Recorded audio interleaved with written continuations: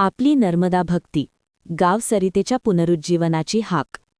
नर्मदा माईची अथांगता आणि तिचे जगदुद्धारक रूप हे अनेक छोट्या मोठ्या नद्यांच्या निस्वार्थ समर्पणातूनच आकाराला येते.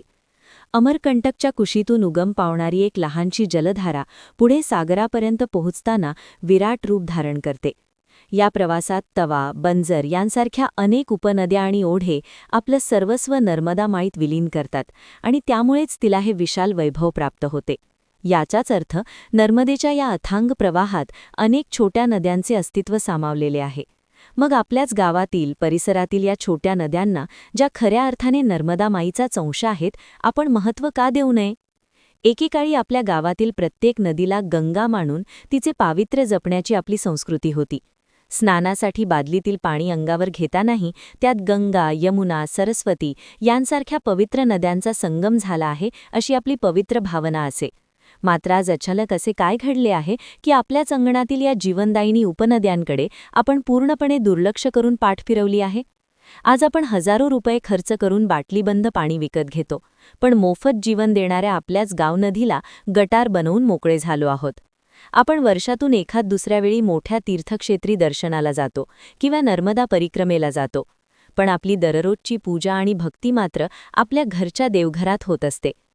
घरच्या देवघरातील मूर्ती आकाराने छोटी असली तरी त्यातील देवत्व आणि आपली श्रद्धा तीच असते. अगदी याचप्रमाणे नर्मदा माई हे एक अति विशाल आणि महान तीर्थक्षेत्र आहे, तर आपल्या गावातील नदी हे आपली निसर्गाचे देवघर आहे. जे रूप आपल्या जवळ आहे म्हणजे गाव नदी, त्याची जर आपण दररोज निगराणी राखली तरच त्या मोठ्या तीर्थाचे म्हणजेच नर्मदा माईचे खरे मर्म आणि पुण्य आपल्याला समजेल. आपल्या गावातील नदी ही भविष्यात जाऊन कोणत्या ना कोणत्या मोठ्या नदीला किंवा सागरालाच मिळणार असते. ज्याप्रमाणे आपण आपल्या लाडक्या लेकीला सासरी पाठवताना तिला सुंदर शृंगार करून आणि शुभ आशीर्वाद देऊन निरोप देतो, अगदी तसेच या आपल्या गावनदीला तिच्या या भावी संगमासाठी आपण स्वच्छ आणि सुंदर शृंगार करून का पाठवू नये? मुक्तीचा मार्ग आणि निसर्गाचे वस्त्रालंकार. आपण जशी स्वतःच्या मुक्तीसाठी नर्मदा माईच्या चरणी धाव घेतो, तशीच ही गावनदी ही मुक्तीच्या आशेनेच पुढे धावत असते. तिचा हा मुक्तीचा मार्ग आपण नक्कीच सुशोभित करू शकतो. मुक्तीचा मार्ग म्हणजे नदीचा किनारा. हा किनारा आपण स्वच्छ आणि प्रदूषणमुक्त ठेवू शकतो.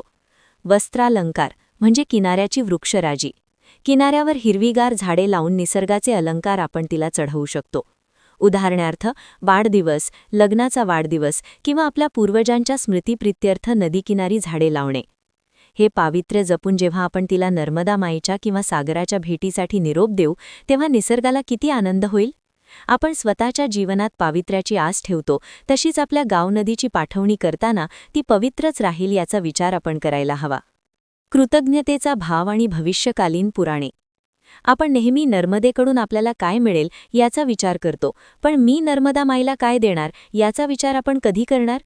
आज आपण नदी संवर्धनासाठी आणि जागरणासाठी जे प्रत्यक्ष कार्य करू, तेच भविष्यातील पिढ्यांसाठी कथा आणि पुराणे बनणार आहेत. त्यामुळे आपल्या गावनदीची सेवा ही प्रत्यक्ष नर्मदा माईचीच सेवा आहे. याच भक्तिभावाने आपण नदीकिनारी जायला हवे. दुर्लक्षित मंदिराचे पुनरुज्जीवन. आज कदाचित आपल्या गावातील नदीची अवस्था एखाद्या दुर्लक्षित आणि धुळखात पडलेल्या प्राचीन मंदिरासारखी झाली असेल. तिथे कचरा साचला असेल, जलप्रदूषित झाले असेल. पण जेव्हा आपण एखाद्या जुन्या पडक्या मंदिरात जाऊन स्वतःच्या हाताने साफसफाई करतो, तिथे एक छोटीशी पणती लावतो, तेव्हा त्या वास्तूला आणि परिसराला जसे एक नवे चैतन्य प्राप्त होते, अगदी तसेच आपल्याला आपल्या गावनदीचे करायचे आहे. तिचे हे मलिन रूप पाहून दूर जाण्यापेक्षा आपण सर्वांनी एकत्र येऊन तिथे संवर्धन रूपी दीप प्रज्वलन केले, तिच्याशी भावनिक संवाद साधला, तर ती पुन्हा एकदा संजीवन होईल. गणपती किंवा नवरात्रीसारख्या सणांमध्ये आपण जशी मंडपाची सजावट करतो, तशीच सजावट आणि स्वच्छता आपण आपल्या घाटांची आणि नदीची करायला हवी. एक सहज साध्य लोकचळवळ. हे सर्व अत्यंत सहज शक्य आहे. गरज आहे ती फक्त एका सामूहिक आणि सकारात्मक विचाराची. समूहातील प्रत्येक व्यक्तीने जर स्वयंप्रेरणेने या कार्यात सहभाग घेतला, तर हे काम सहजच एका विराट लोकचळवळीचे रूप धारण करेल. नर्मदा भक्तीचाच एक कृतिशील भाग म्हणून आपण या व्यापक नदी चळवळीत सहभागी होऊया.